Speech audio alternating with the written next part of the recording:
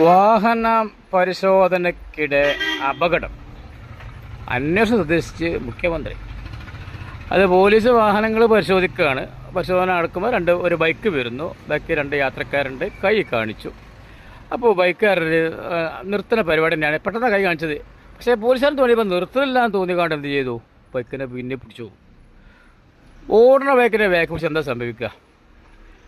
ഓടുന്ന ബൈക്കിനെ പിന്നെ പിടിക്കാനോ, ഓടുന്ന ആളെ വടിയെറിയാനോ, ഓടുന്ന ആളെ പിന്നാലെ കൂടാനോ ഒന്നും ഇപ്പോൾ പാടില്ല. അതൊക്കെ കോടതി വിലക്കിയിട്ടുണ്ട്. ഇദ്ദേഹം അതൊന്നും ഓർമ്മയില്ല. ബൈക്കിനെ നേരെ പിന്നിൽ പിടിച്ചു.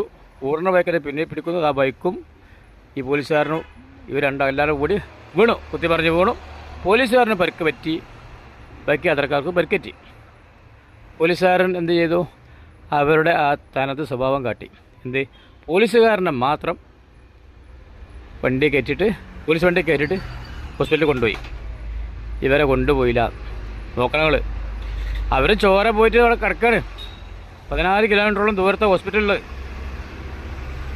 അവർ പറയാണ് നിങ്ങൾ വേണമെങ്കിൽ വന്നോ എന്താ പറഞ്ഞങ്ങാണ്ട്.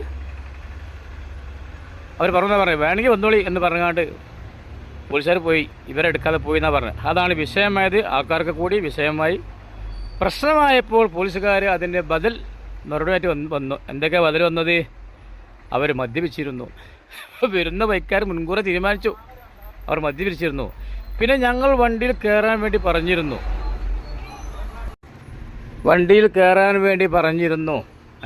അവർ കയറിയില്ല.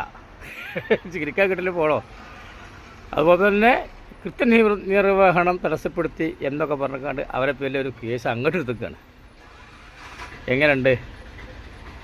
ഇതാണ് നമ്മളെ കേരളത്തിലെ പോലീസിൻ്റെ അവസ്ഥ.